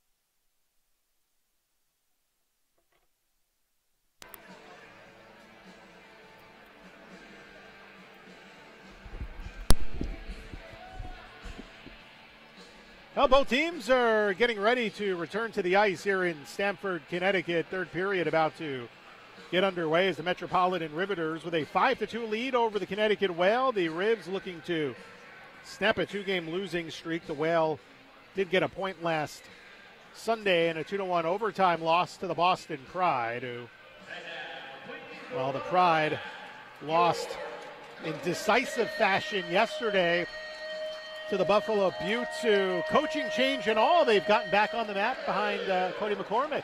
That's right, and that was the whole intention behind the change. And we heard that our fellas on the broadcast up in the 716 made mention of that from what they've been hearing, that the team is feeling good about the change. Spirits are up, and so that's what you want. That's what the Buffalo franchise wants, because they made it clear that they're looking for home ice, and they're inching their way closer to that. Well, sometimes just a different voice makes all the difference, and so far it has worked out for Buffalo. And when you look at their goaltending tandem led by Shannon Zabados, they shouldn't give up too many goals, and they shouldn't lose too many games. You would think, and I think that's what the change was indicative of, them wanting to get back on track. Well, the Whale begin the third period with 1:10 left to the power play with Madison Packer in the box. Kessel on a takeaway from Doyle will dump it in. The Whale skating from right to left here in the third period, as they will begin with Mrazova working up front with Fluke and Lowenjelm, and then on defense it's Doyle and Brickner. Here's Mrazova looking to make it a 2-goal game. 50 seconds left in the Packer penalty. Good work by Michelle Picard, but Lowenjelm gets it back. Up the board to the half wall for Brickner. The Whale look good moving the puck in the latter minute on the power play.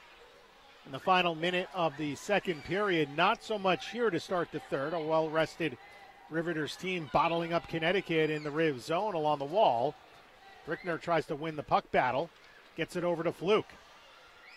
Fluke, a cross-ice pass, Doyle open, slap pass down low in front, and a pass, they score. Emily Fluke with the door wide open. A gorgeous pass by Mrazova, and the Whales strike on the power play to make it a 2-goal game, a minute into the third period.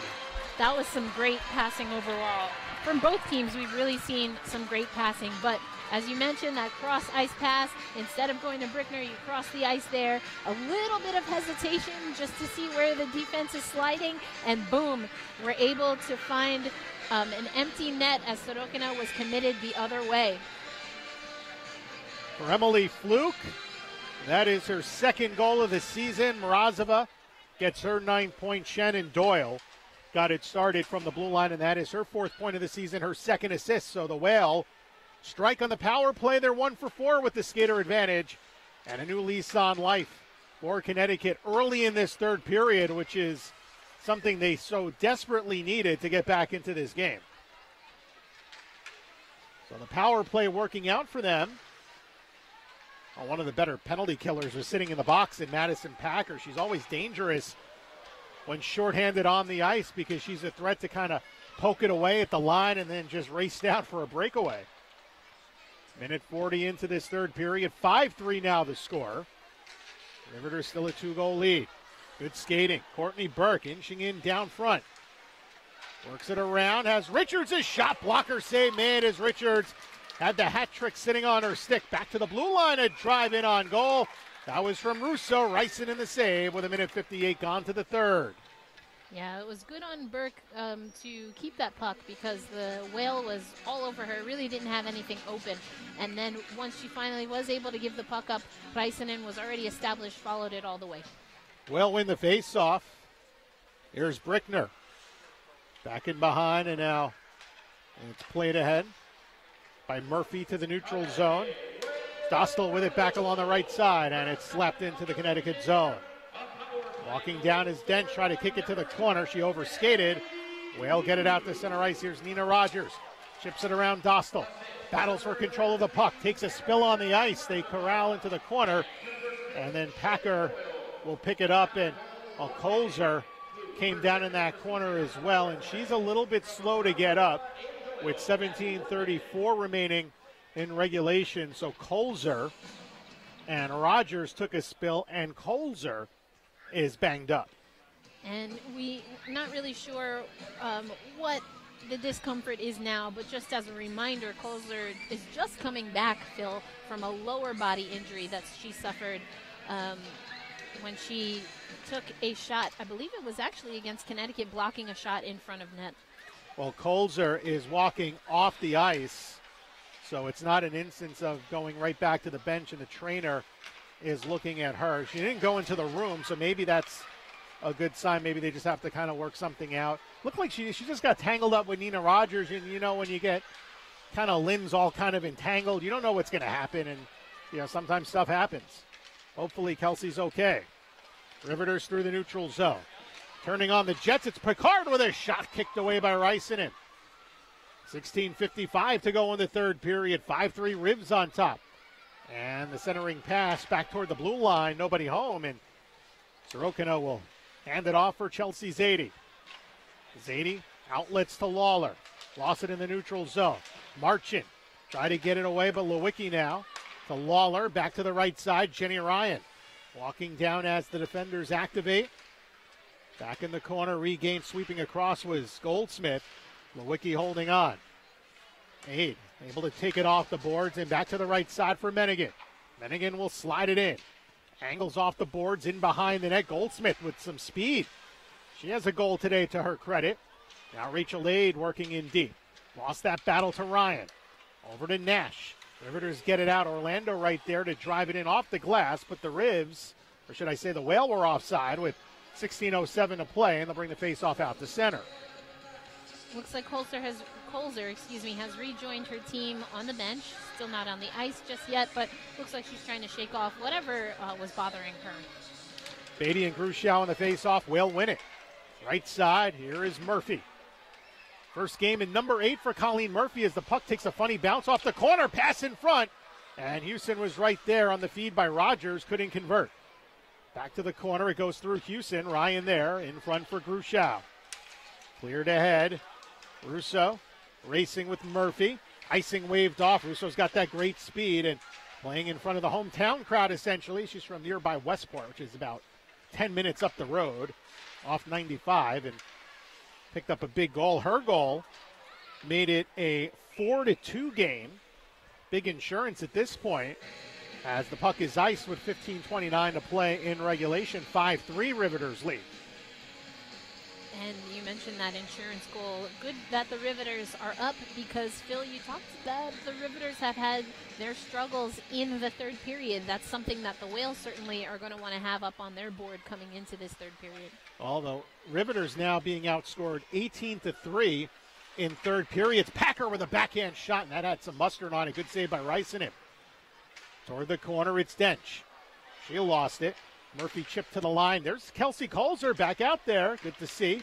Good job to keep it in the zone. Little 2-on-1 here. Quick shot, they score. It was the trailer working her way up the middle on the pass by Kessel. Mie Dench has her first goal of the season. It's 6-3 Riveters.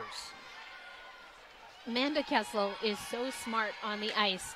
You see that she's able to control that puck, spins off the puck and pivots towards the net, reclaims the puck and passes it off for Mie Dench's first goal of the season. Amanda Kessel, we can see why she's a gold medalist, and that's the game she likes to play. She likes to set up her teammates, and in this case, it's Mie Dench that was able to benefit. Well, that's her fourth setup of this game. She's got 4 assists. She had 7 on the season coming in. Madison Packer getting the secondary helper, and Madison Packer has had an afternoon here in Stamford, Connecticut. She's got a goal and 3 helpers. She came into the game with 5 points on the season, so they are racking them up here in Stamford, Connecticut this afternoon. Is the Riveters, who came in with just 17 goals on the season, have scored more than a third of the total this afternoon. Here's Morozova in across the line, and this is not typical of the way that the Connecticut Whale have played this season. They've had a couple of games where they've given up some goals, but that was mostly early on in the year. But this track meet is being favored heavily here for Metropolitan. There's a hit along the wall as Dench got knocked down on the delayed offside. And the Whale will skate out with it to center, led by Taberi. Fired in from the far wing as it again takes that funny bounce in the corner. Gathered up behind the net by Ryan. And Jenny Ryan, clad in the red with black and white, will get it ahead for Nash, who cleared it to center. Now Erica Lawler from the corner. Sharp angle try, save made, hit off of Taylor Marchin. Now Mennigan in behind the net will scoop it up along the near wing side. Lifted through, off Goldsmith. Now Rachel Aid takes it in just on side to the Riveters zone with 13:50 remaining. Second time today that the Riveters have had a 3-goal lead. Back to the blue line, Orlando lobs it out in front, and well, it got hit by Ryan, who inadvertently almost screened her teammate, Maria Sorokina. Fortunately, Ryan was able to knock that puck down. And a rink-wide pass finds the speedy Lewicki. Base of the circle, the shot was off a whale stick, as it's Rogers looking to chip it past Dossel. And from behind her, Hannah Beatty will get it out. We may see an icing here. Going back for a Kolzer with 13:18 remaining here in the third period. A 6-3 Riveters lead on the Whale. Looks like Ryan's experiencing a little bit of discomfort. Might have caught a stick perhaps from an opposing player somewhere around the hands. See if she can shake that off. Marchin with it behind the net. Now to Rogers. Hands it off here. Beatty, cross ice for Houston. The rookie skates in, looking in front for Beatty, and the pass just out of her reach. 7 minutes gone to this third period, 13 minutes to play, 6-3 Riveters lead. Rebecca Russo skates in, fanned on it. Murphy can't poke it by Kolzer. Kelsey Kolzer wants it back to the blue line. Good feed to Dostal. Listing it off the boards, looking for help down low, but Lowen-Yelm able to get to it ahead of Audra Richards. As Lowen-Yelm stood up at the line by Grushow. Fed ahead. Russo tried to tap it over to Richards, speeding through the middle, but the Whale take it back the other way. Lowen-Yelm looking out in front. Good defense there by Kolzer. To the right outboards, it's Murphy. Will slide it in deep. Now the Whale look to play the possession game. Lowen-Yelm back across for Morozova. They work it below the dots. Along the half wall, Grushow will meet Morozova, the Czech native. Morozova finding some time and space, trying to move in toward the slot. Mie Dench with the 6th Riveters goal will jam it around, and Rachel Aid jumps on board. Working it on the forecheck back to the corner for Fluke. 11:58 to go. The centering pass broken up. Whale get it back. Here's Aid. Aid to Morozova. Gives it back to Aid. Tied up in the circle, and Grushow will come away with it. Around for Kolzer with 11:45 to play, and you wonder how this offensive outburst will help the Riveters throughout the remainder of this season. They'll have a tough assignment up in Buffalo next weekend. That'll be the first matchup, Phil, between those two teams. And coming off of the Buttes really exploding offensively. There was a saying last year, Rivs are rolling. They look to be back on track today, but as you mentioned, can they continue that next week? Actually, it's the first meeting between Buffalo and the Riveters since the Isabel Cup final. Oh, that'll be appointment viewing for those of you fans looking to watch the Twitter game of the week. Puck is tied up along the right side. Held briefly at the blue line. Looked like Aid got tripped from behind. No call, and we play on. Now it's Kessel. Kessel, top of the slot. The Packer in front. Good sliding poke there. Down low in front, and that was Mennigan. Packer dumped down along the far side. Now we get a penalty. It's going to come up on the Whale with 11:02 to go in regulation. I think it might be Mennigan. Well, Mennigan got kind of bottled up with Madison Packer. Packer went down, skates first, a little hard into that wall. So Kayla Mennigan will come off for cross-checking with 11:02 to play, and we'll see this potent Riveters power play. Potent today. It has not been the case statistically this season, but this has been a game unlike the others in the 2018-19 campaign for Metropolitan. So 8:58 time of the penalty on Kayla Mennigan. The Ribs 2 for 3 on the power play. There's Burke. Back to the left side. Kessel, pass down low to Packer. Bouncing puck in the crease. Fanned on by Ryan. Turned in behind. And now Burke. Shanked a drive from straight away.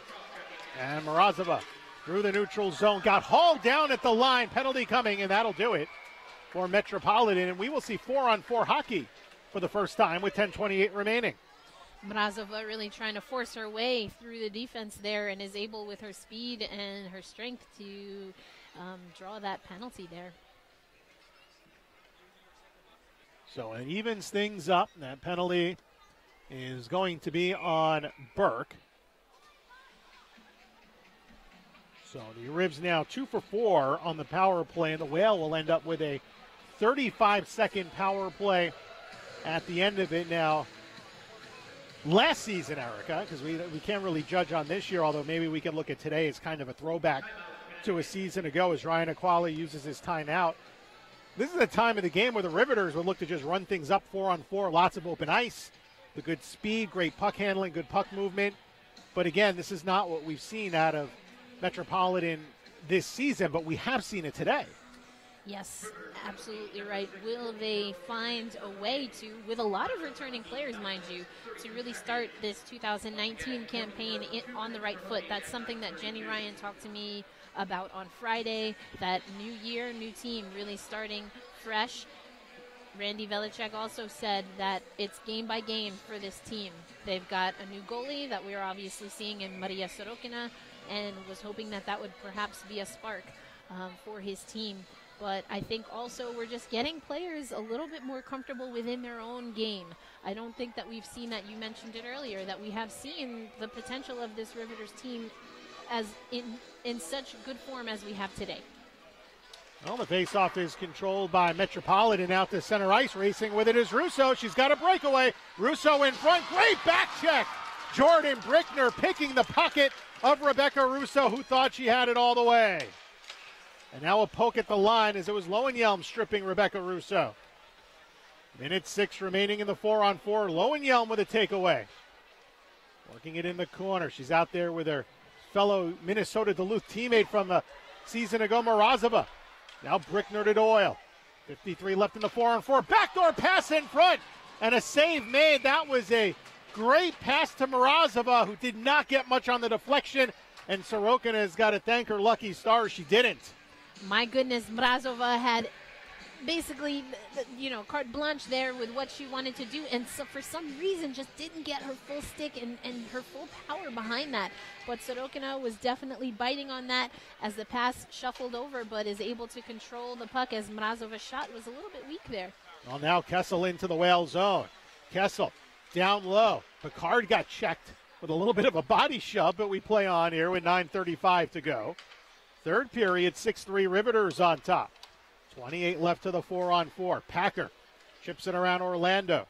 Colleen Murphy with the angle on the veteran Packer, now behind the net. And Orlando will move it up the near wing boards as Beatty forces it ahead, finding Fluke. Fluke through center ice. Back is Zadie. Fluke with a shot, and it's steered aside by Sorokina. And Kessel will get to it along the far side, but met by Fluke, who slows her up in the corner. Behind the goal, a little give and go with Picard, and now the Whaler on a 33-second power play. They're 1 for 4 on the advantage. Long outlet ahead. Packer gave it away to Brickner. Little pass to Mrazova and across the line. Lowenjelm falls now, fires it into the corner after popping back up on her feet. 18 left to the penalty. Brickner to the half boards. Now Rogers straight away. Doyle looking for room to Rogers. A drive save made by Sorokina. And Packer able to get to that puck first and get it out with 5 left to the Burke penalty. Rogers ahead. Mrazova in the slot looking for Rogers. Good stick by Mie Dench, but Rogers forces it back deep. Back to 5-on-5 hockey. Whale now 1 for 5 on the power play. This one lasting only 35 seconds. Lowenjelm losing it. Zadie behind the goal. Picard will get it out to center. It goes off the stick of Martian. And then out of the creases, Rysanen to play that to the boards. Doyle there, but again, you saw that great speed from Rebecca Russo, quickly closing that gap and forcing Rysanen to come out of the crease to play the puck. Now Rachel Aid gets it out to center. Tangled up along the boards with Kelly Nash, who gloves it down at her line with 7:45 to go. Still 6-3 Riveters. The two teams trading off goals here in the third. It was Fluke a minute in on the power play. And then Dench at 4:55 of the third, her first goal of the season. And now Fluke to the right side for Aid. Skates in. Hacked by Colzer. Well, look to keep it in the zone. Good battle won there by Connecticut. Oh, the pass in front was intended for Goldsmith by Fluke, but back the other way come the Riveters. 2-on-2 led by Lawler. To the trailing Nash with a shot steered away. Good kick save. Now the Whale look to play it ahead. The Riveters battling, keep it inside the Connecticut zone. Connecticut just a stride too slow here in this third period, missing out on some chances as a result. Thrown in by Jenny Ryan, and the save made by Medi Räisänen. Now it's Kessel. Kessel flips it in on goal. A good glove save made with 6:52 by Medi Räisänen. Looked like that was probably going wide, Phil, but Räisänen just wanted to settle things down and reset. I think again, this pace of this game, the pace in that last sequence really benefiting the Riveters, the Connecticut team, trying to hang on but not really able to establish anything. So I think that was a good call by Räisänen to just settle things down. We get what I think is it the media timeout now? It is the media timeout. The Whale have already used their timeout. And now it's, Katie barred the door. You've got to just start taking chances, right? You're Connecticut. You're down by 3. You need goals. You're a team that doesn't score many goals. 3's a good game for them, considering the average less than 2 per game. They've just got to find a way to generate some chances. And then if you're the Riveters, well, you got to play the hockey that, at least Randy Velishek was preaching, right? Defensive hockey, keep things tight. I know those are the things that he says. It's not necessarily what they've done in actuality during the course of the season, but, they do need the Ribs do need to be defensively responsible to hang on to this lead late. They do need to be defensively responsible, but to your point about things said versus being done, I think they've really focused on being aggressive offensively, and maybe that will be enough. Just really keep the puck. That's a good defensive strategy as well. That certainly will work. As the puck in the slot for Dench. Teams do very well when you can work in on the forecheck and just have great puck possession. So Whale come away with it. And now racing up the right side is Morozova against Burke. And then poked around Jenny Ryan there. Regained by Morozova. Sweeps it over to Fluke with 6:20 to go. Pass in the high slot off the skate of Brickner. Brickner has Doyle straight away. Doyle with a rocket redirected wide in front off the stick of Fluke. Now Lowenjelm from a sharp angle save made by Sorokina. And Lowenjelm trying to keep it deep. Instead it's punched ahead. Kessel slowed up a bit and regained as we get a stoppage in play. I believe a hand pass with 6:01 to go. Let's see where they drop the puck. Yeah. With the Whale down by 3, and it's going to come out to center ice, I believe. Fluke got a nice little shove there. Thought about retaliating, but probably a good idea to pull back. Again, her team needs goals. They need offense, and she is one of the players that her team looks to. So stay in the game, Fluke. Stay in the game.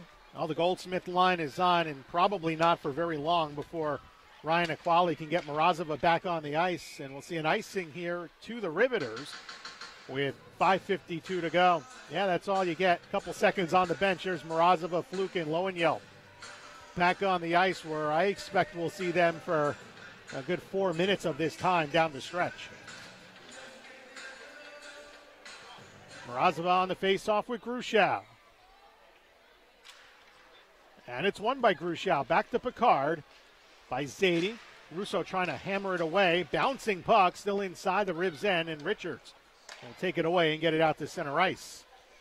Doyle now with 5:38 to go. Brickner to the left side.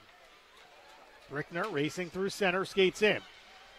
Down the boards in the corner, pass out in front. Lowenjelm, a backhand shot, save made by Sorokina. And the Ribs get it out. Regained by Brickner. Here's Lowenjelm. Cross ice to the corner. Well, the Whale will start a change again. Murphy out there at least. 5:10 to play in this third period. 3-goal lead for Metropolitan. Audra Richards from the corner. Calmly in a soft pass ahead. Smart finding Grushow. Given back at the line to Murphy. Paired right now with Doyle. Rogers, Houston, and Beatty are on the ice. Down the left side, here's Murphy. Along the half boards to the blue line for Orlando.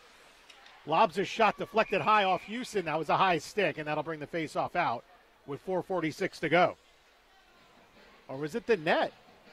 No, the net was knocked off its mooring, although it did look like it was deflected with a high stick in played by Sarah Houston. I clearly thought I saw that stick blade above the crossbar. Looks like Randy might have seen something similar there, but perhaps the... Or was the net off before that, that's right? What I'm that's thinking. The question. Right. That would seem to make sense, I suppose. If anything, the high stick turned the officials' attention to noticing the goal was knocked off its moorings. It wasn't much. 4:40 to go. Whale with a break as they get the offensive zone draw, looking to establish control. Now it's Houston. Sarah Houston around. Off of Sorokina, trying to get a nifty deflection in the back of the rookie goaltender. And instead, Sorokina wears the same number 69 that, well, she did with Connecticut, but never got into a game. And now the face-off will be to Sorokina's left with 4:31 to go. Still 6-3 Ribs. Metro just looking to hang on. Whale win the draw, pushed toward the net, but blocked out in front. Chipped back by Houston again. And then lobbed out into the neutral zone that hit the top of the Riveters Whale bench, but never went in. And now hustling hard is Rogers. Muscles her way toward the corner, battling Holzer. Coming over Hannah Beatty. Beatty chips it to the right side. Pinching along the boards was Murphy. Lost that battle to Lewicki, who gets across ice. Skips past Nash. Diving is Orlando. Good work by her to get it in. And now Rogers. Give and go with Menigan. Menigan throws it behind the net to Colleen Murphy. Murphy working deep. Murphy back to the base of the circle. Colleen Murphy with 3:45 to go. And now to Goldsmith. Some good puck possession by the Whale. Little pass by 8 out in front, but stepping in front of that pass was Dostal. And the fourth-year Riveter gets it out to center ice on a pass up the wall. Here's Aid now. Working on Lawler with 3.5 to play. Loose puck by the side of the net. Dostal looking ahead. Lewicki coughs it up. Goldsmith trying to throw it out in front, and that hit a skate. Now Dostal again with 3:20 to go. Well, the Whale, Erica, getting zone time, but not getting many shots in on net. You're going to have to improve that, Phil, in the next 3 minutes plus. Lawler gains the blue line and dumps it in. Ribs make a change with 3:05 to go. Top line out there for the Whale as Lowenjelm steps over with Morozova, who has the puck. Here's Morozova to the trailing Fluke. Give and go, but a great play by Ryan, the second-year pro out of Wisconsin. And they get it clear and an icing here for the Riveters with 2:50 remaining. And we'll see if Randy Velishek uses his timeout late in this third period to give his team a breather. Yeah, you mentioned it. The Connecticut Whale had a little bit of zone time there, but not ever really able to get into, a danger zone there and get some shots. Morozova wins the faceoff. Lowenjelm in the corner. Behind the net looking for Fluke. Back to the near side. Doyle is pinching. Reisenen still buried deep in her crease. I don't see Ryan Aquali pulling for the extra attacker unless the Ribs give up one here and the Whale are able to make it maybe a 2-goal game as Burke gets it ahead for Dench. As Kessel up the boards too far for her on the feed. Moved the other way by Doyle.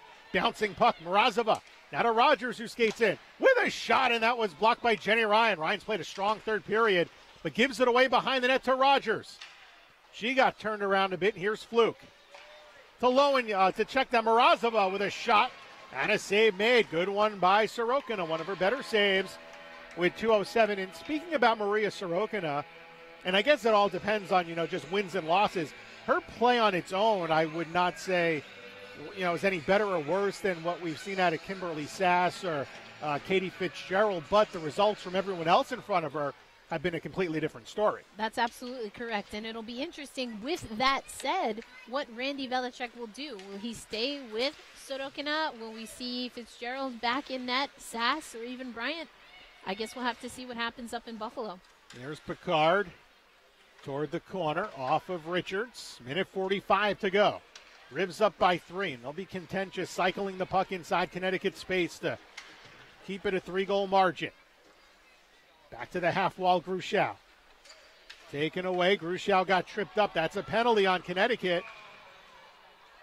And that will give the Riveters the power play for the final 90 seconds of this one. It's hooking. Maybe a little bit of embellishment by Grushau, but doesn't matter at this stage of the game. Nope. The call is what the call is. It looked like Fluke might be going out there to make her piece there, but nope. They're going to accept the call, and the Riveters will be on the power play for the remainder of this game unless we see some, high-octane offense from the Whale.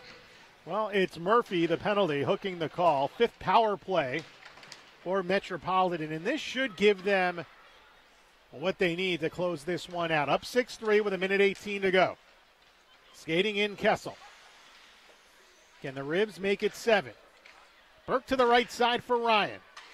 Short angle shot, save made. Puck loose at the top of the crease. Pounced on by Medi Raisinen with 65 seconds to play. And if I'm the Riveters, I think absolutely go for another goal or more if you can, because again, this is a little bit of an aberration. We have not seen this offense open up this season for the Riveters, so why not get a few more players confident going into that series against Buffalo? Now you look to it as a confidence-building game for this Metropolitan team, an offensive onslaught, and again, you and I have seen this. NWHL fans are well understanding of what the Riveters team can do offensively, which is a lot. And we didn't see that this season, but we've seen it today, and perhaps a sign of things to come down the stretch of the regular season for Metropolitan trying to climb out of the basement. As it stands, they'll be in a tie for third place point-wise. They will have a third win. The Whale still win the season matchup between the two teams, as they'll have 5 of 8 possible points. Shot in on Sorokina from the neutral zone with 35 to play. And a minute remaining in the penalty, which really is the rest of this game. 30 seconds to go. Here's Kessel. Kessel winds and holds. 4 helpers for her. Back along the left wing side. And she's just playing around right now, just holding on to that puck. Give and go with Burke, and that was a little too hot. So Kessel just takes it out at center. 13 to go. This one's over. And the Whale will fall to 2-5-2 on the season. The Riveters are about to become a 3-8 team with 5 seconds to go. Back to the half wall. Kessel to Dostal. 1 second to go. The drive gets blocked, and this one is over. The Metropolitan Riveters end up back in the win column. A decisive 6-3 victory over Connecticut. And Maria Sorokina, a long time coming. The Russian, in her NWHL debut, picks up a victory in her second uniform worn this season. And it looks like Rebecca Russo, being a good teammate, is picking up that puck for presumably Maria Sorokina as she gets her first, as you mentioned, NWHL career win. Oh, certainly, and well-deserved, and, midweek trade. Fortunately for her, she didn't have to go play in an unfamiliar spot. She basically stayed in town. She got traded, by Connecticut. And what's a season in the NWHL without the Whale making a trade? And more often than not, trading a goaltender, as Shannon Doyle gives Maria Sorokina a hug. And, in fact, most of the Whale players are congratulating their former teammate from just a few days ago for a well-fought 6-3 victory in her NWHL debut. Tough loss for the Riveters today, but good signs here for Metropolitan is, the Riveters might be at the bottom of the standings, but again, another sign of parity in this league. On any given day, a team can dominate. We've seen some interesting games this season where you would expect one result and you get the complete opposite. Absolutely, and that's the fun of the NWHL. Also kind of the fun of the fact that all of the teams will make the playoffs, and that the playoffs will be one-game series. Well, just one game, not really a series. That's right. That's why it's all about not how you start, but how you finish in this league. And still plenty of games to go, really, for the Whale. This is just their 9th game of the season, so they still have a long way to go before the end of their campaign, and still 2 games in hand on Metropolitan, which is going to be big for them going down the stretch. And this Whale team will be back in action a week from today, 3 o'clock, the face-off, as the Minnesota Whitecaps come to town for the first time this season. And they'll play at the very end of the 2018-2019 campaign. Erica and I will have that for you on YouTube. Erica, on Saturday, you'll be able to see them once again as well. Yeah, I'll try to get a little bit of a scouting report, something that we'll see as they play in Boston. I'll be working with Sam Fryman on that game. Very excited to work with Sam again this season, but for the first time in 2019. And then, as you mentioned, we will be back here on Sunday as the Whitecaps come from New England down, or I should say the Boston, New England area, down to Connecticut. And then also next weekend, Metropolitan goes to Buffalo for the first time this season in a rematch of the Isabel Cup final. Well, that's going to do it here from the Terry Connors rink in Stamford, Connecticut. Once again, your final score, Metropolitan 6 and the Connecticut Whale 3. For Erica Ayala, I'm Phil Gibaleo, wishing you a great afternoon from Stamford, Connecticut. You've been watching the NWHL. Good afternoon, everybody.